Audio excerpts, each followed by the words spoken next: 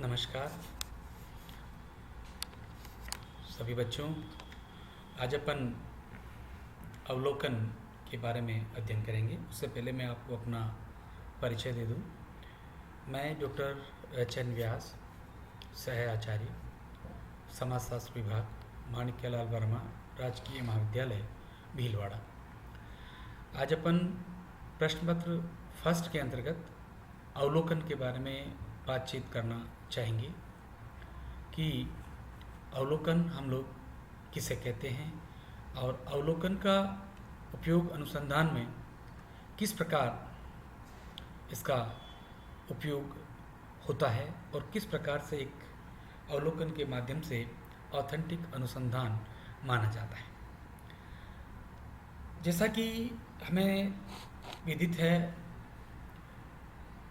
कि मानव ने अपने चारों ओर के पर्यावरण का प्रारंभिक ज्ञान अवलोकन द्वारा ही प्राप्त किया है। मानव के पास संचित ज्ञान का अधिकांश भाग अवलोकन का ही परिणाम है। आज हम जो भी सामाजिक व्यवस्था या जो कुछ भी चीज़ हम लोग देखते हैं वो अवलोकन का ही परिणाम है। इस चैप्टर को पढ़ने के बाद हम ये जान पाएंगे कि दैनिक जीवन में ही नहीं बल्कि विज्ञानों के संदर्भ में भी अवलोकन अनुसंधान की प्रमुख प्रविधि के रूप में जाना जाता है। सामाजिक विज्ञानों में तो इस प्रविधि का प्रयोग बाद में प्रारंभ हुआ है, लेकिन प्राकृतिक विज्ञानों में इसका प्रयोग संभवतः प्रारंभ से ही होता हुआ है। बुडे एवं हार्ट अवलोकन को विज्ञान का आधार मानते हुए लिखते हैं, विज्ञान अवलोकन से प्रारंभ होता है तथा उसे सत्यापन के लिए अंततः आवश्यक रूप से अवलोकन पर ही उन्हें लौटना पड़ता है। समाजशास्त्र के जन्मदाता ऑगस्ट कांट जब समाजशास्त्र की रूपरेखा का निर्माण कर रहे थे तब उन्होंने ये अनुभव किया कि यदि समाजशास्त्र को विज्ञान का दर्जा दिलाना है तो अवलोकन के द्वारा ही इसकी विषय वस्तु का निर्माण करना होना चाहिए। उनके उत्तराधिकारी के रूप में माने जाने वाले समाजशास्त्री इमानुएल दुर्खिम ने भी अपनी पुस्तक the rules of sociological methods में तथ्यों के वैज्ञानिक अवलोकन पर ही बल दिया है। अवलोकन शब्द अंग्रेजी भाषा के ऑब्जर्वेशन का हिंदी रूपांतरण है, जिसका अर्थ है देखना, परीक्षण करना और निरीक्षण करना, अवलोकन करना। किंतु सामाजिक अनुसंधान की एक व्यवस्थित पद्धति के रूप में अवलोकन का एक अपना पृथक ही अर्थ है।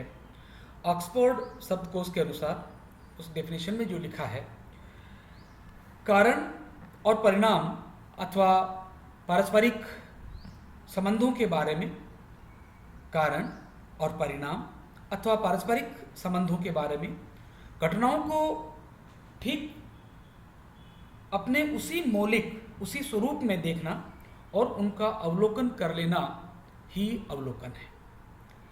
इसी को श्रीमती पी.वी. यंग लिखते हैं, अवलोकन स्वतः विकसित घटनाओं का उनके घटित होने के समय ही अपने नेत्रों के द्वारा व्यवस्थित तथा जानबूझकर किया गया अध्ययन है।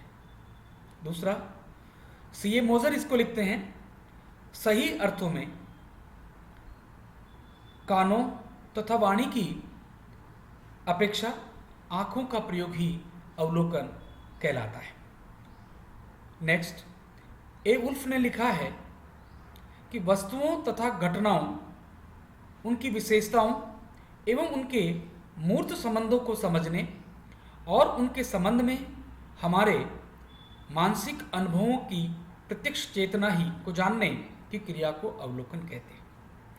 उपयुक्त परिभाषाओं से स्पष्ट होता है कि अवलोकन प्राथमिक सामग्री संकलित करने की एक प्रत्यक्ष एवं महत्वपूर्ण प्रविधि है।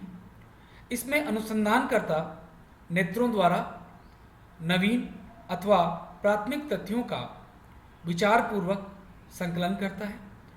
अवलोकन के लिए अवलोकनकर्ता समूह के दैनिक जीवन में भाग लेकर अथवा दूर से देखते हुए उनके सामाजिक एवं व्यक्तिगत व्यवहारों का अपनी ज्ञानेंद्रियों से निरीक्षण करता है। यह है कुछ विद्वानों की परिभाषा जो मैंने आपके सामने रखी। अब हमारा आता है कि अवलोकन हम लोग सामान्यतया किसको कहते हैं?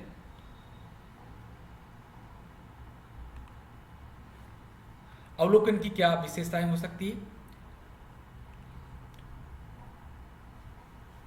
जो मैंने आपको कुछ परिभाषाएं बताई थी वो निम्न बातों पर जोर देती है। उसमें पहला, अवलोकन का संबंध कृत्रिम घटनाओं एवं व्यवहारों से न होकर स्वाभाविक रूप से अथवा स्वतः विकसित होने वाली घटनाओं से है।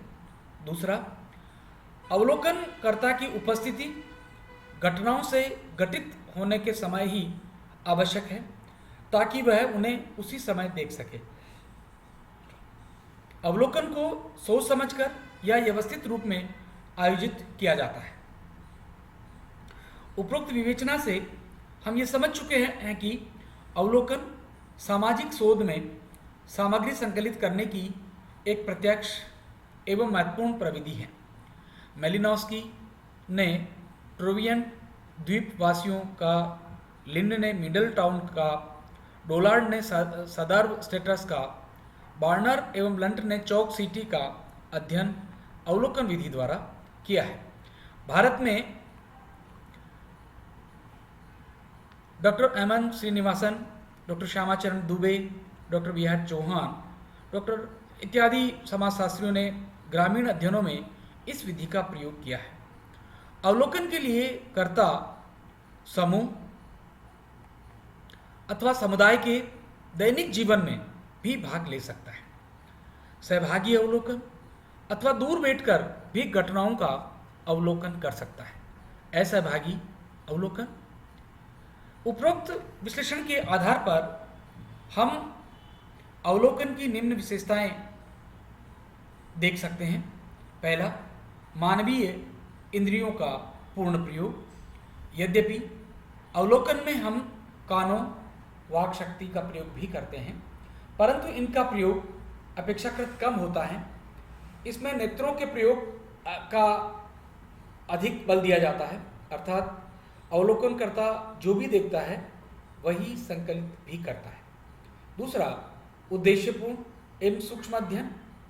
अवलोकन विधि सामान्य निरीक्षण से होती है। हम हर समय ही कुछ न कुछ देखते रहते हैं, परंतु वैज्ञानिक दृष्टिकोण से इसे अवलोकन कहा जा सकता है। वैज्ञानिक अवलोकन का एक निश्चित उद्देश्य होता है और उसी उद्देश्य को दृष्टिगत रखते हुए ये समाज वैज्ञानिक सामाजिक घटनाओं का अवलोकन करते हैं। और तीसरा, प्रत्यक्ष अध्ययन। अवलोकन पद्धति की ये विशेषता है कि इसमें स्वयं ही अध्ययन क्षेत्र में जाकर अवलोकन करता है और वांछित सूचनाएं एकत्रित करता है। फोर्थ, कार्य कारण संबंधों का पता लगाना। सामान्य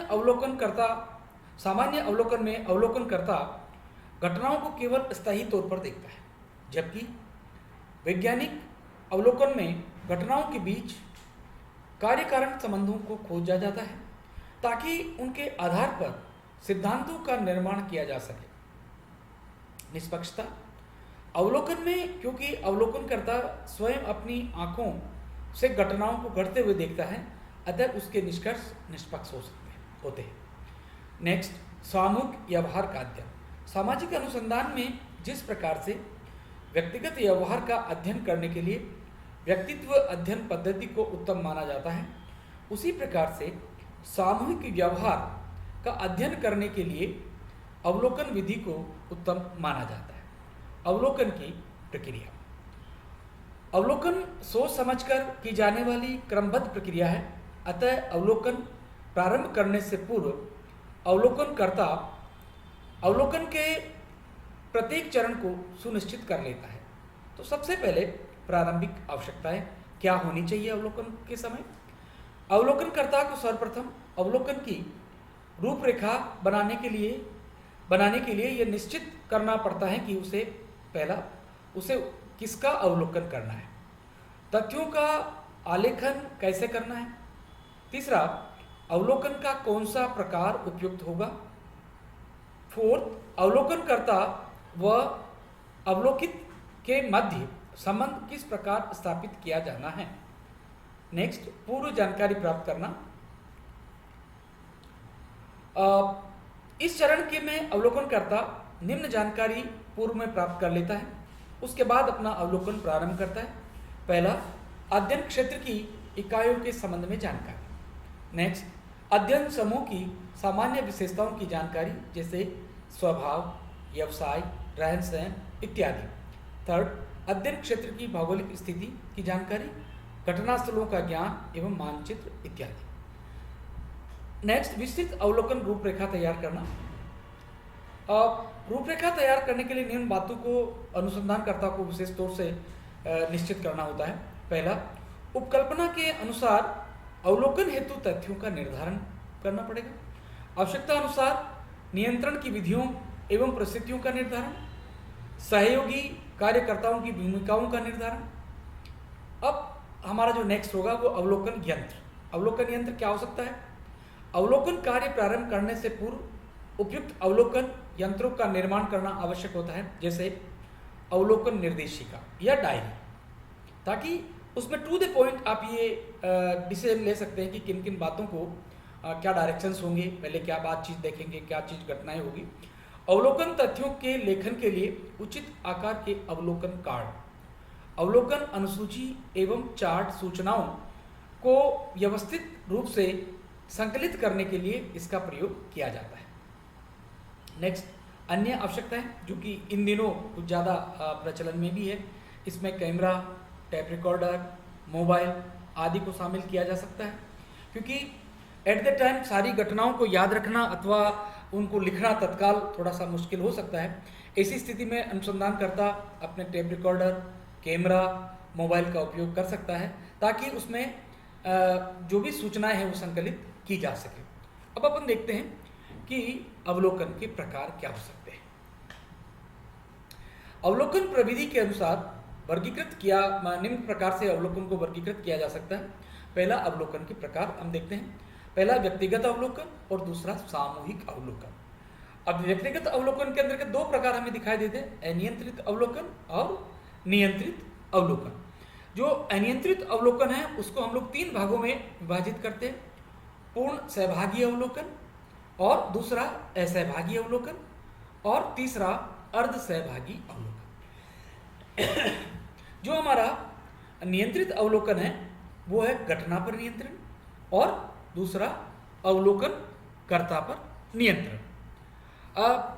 क्योंकि ये जो व्यक्तिगत अवलोकन में जो अनियंत्रित अवलोकन होता है वो घटनाओं को उसी स्वरूप में देखता है, जो घटनाएं जिस प्रकार से घटती चली जा रही है वो घटनाएं उसी प्रकार में देखता रहेगा। और उसको 3 प्रकार से, जिसमें पूर्ण सहभागी अवलोकन, ये प्रमुख रूप से हमारे जितने भी मानव शास्त्री हुए हैं वो इस विधि का प्रयोग करते हैं।